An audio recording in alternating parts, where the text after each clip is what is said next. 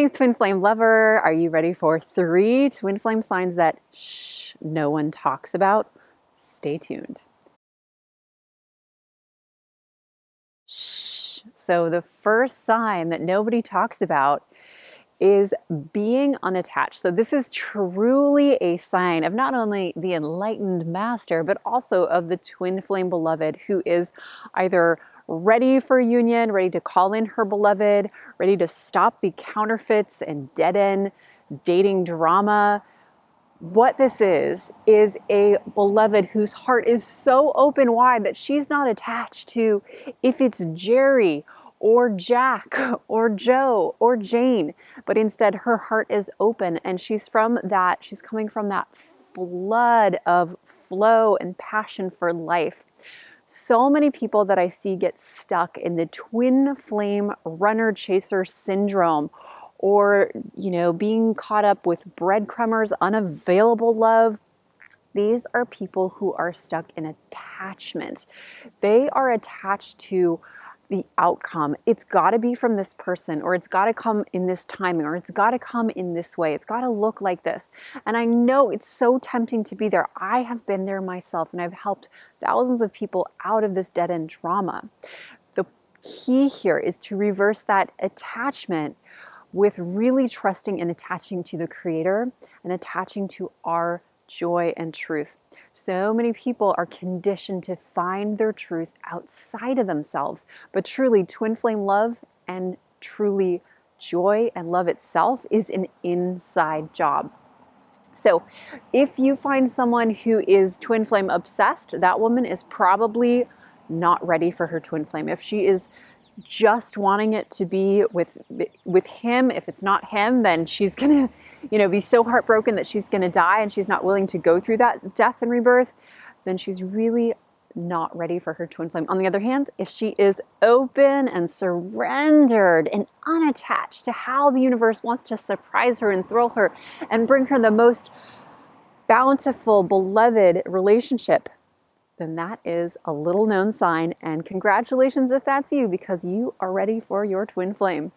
So a quick tip to get in your divinely abundant, open, unattached state is simply to breathe, meditate, breathe into the universe. I am my most abundant source of love, and I let in my beloved. And for those of you who are not sure, certain, is this person my twin flame? Do I have the right signs? Well, we have a 22 comprehensive 22 signs of twin flame reunion checklist. This is a free PDF. We put years of research and work into this little piece of paper. It's actually a download. You can grab it right now for free over at dramandanoelle.com/signs, and I will leave the link down below so you can get it now. So the second sign is seeing beloveds, past beloveds, an ex, current beloveds, a crush, someone you're even in a relationship with that you just know is your twin flame, instead of deifying them or vilifying them, just seeing them for who they are. So it's seeing our beloveds for who they are. It can be so tempting to want to take a black or white a litmus test and say, this person is just amazing. They are perfect. They are God. They're my twin flame. I figured that out on the first date, the first glimpse.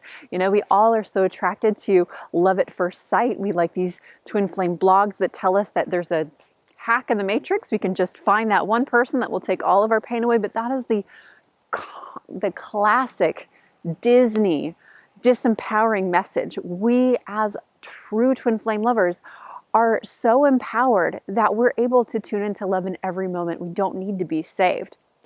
So when we can see our lover, our beloved, our ex as a mirror of ourselves, as wisdom coming in, as the pain in our lives or the pleasure in our lives inside of ourselves, then we can really move forward from a place of power.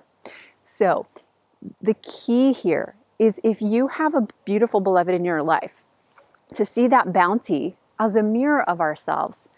And when they come to us and they're not being very nice to us, they're, breadcrumbing, or they are, gas lamping or doing things that are naughty. Well, that is a part of ourselves that we need to heal and look at. Why do we have these patterns? So many of us just want that quick fix, the Disney quick fix.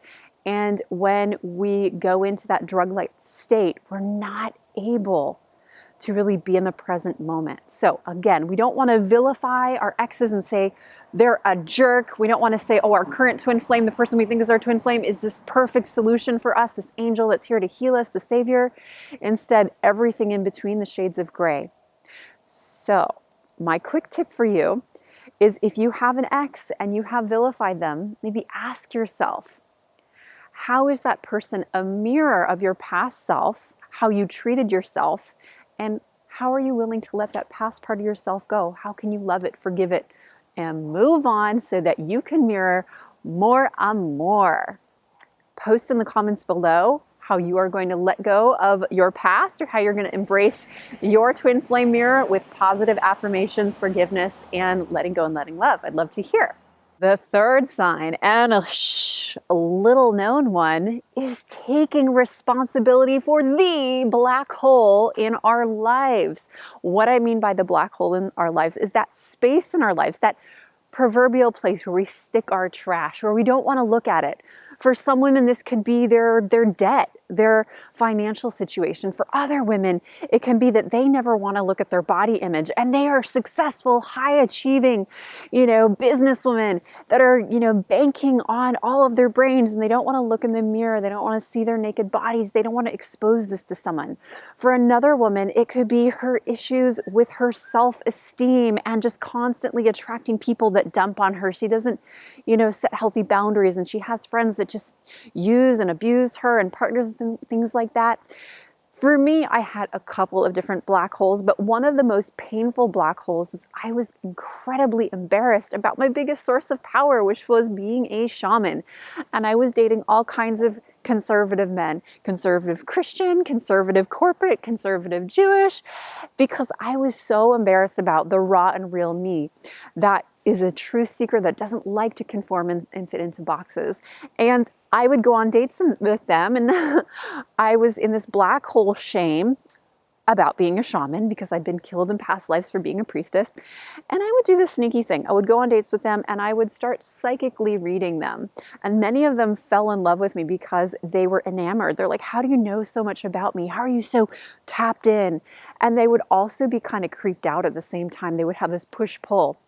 And so this black hole in my life was actually admitting to not only them, but to me, that I'm a powerful shaman. I'm a psychic. I'm an intuitive. I'm not, I don't believe in reading the future, because I don't believe there is a future. There's only the now. But because I was so ashamed of my inner shaman, my high-heeled priestess, I ended up I ended up repeating, perpetuating this shaman shame. And then they would dump me, and they would say, I'm sorry, you're a great person, you're a catch, but we're not quite a fit to marry together because I'm looking for a conservative Jew, or someone who's a little different than you. And I would just beat myself up. So that was my black hole, was my shaman shame. And it also caused me to go pretty much impoverished for several years, because I was so embarrassed to charge for being able to help women find their twin flame and get pregnant, all these beautiful things, because I was like, because I'm a shaman, shamans aren't good enough. Well, so what is your black hole in your life? I would love to hear if you have any. Maybe you've been struggling in debt. Maybe you have had some body image issues. Maybe you have been constantly putting off getting married, and you've been dating someone that it's not going anywhere. So whatever that thing is that feels so painful you don't want to look, when we claim responsibility for it, when we take charge of it, when we use it as a source of power, it becomes that twin flame stepping stone. And that is a sign of true twin flame love readiness. So congratulations if you've made it to the end of this video. Congratulations to you if you have all three, any of the three. Twin flame love is a journey. It's a process. Take the time to work towards these steps. Again, these are only 3 of the little known signs, and I have a whole complete checklist, the 22 twin flame signs of reunion. It's a complimentary PDF. It's so helpful. We've had some great feedback on it since we released it a couple of months ago, and I would love you to grab the free copy while it's available now at the link below. I look forward to hearing your comments. I hope you have a beautiful day, week, month. Namaste. Namasko.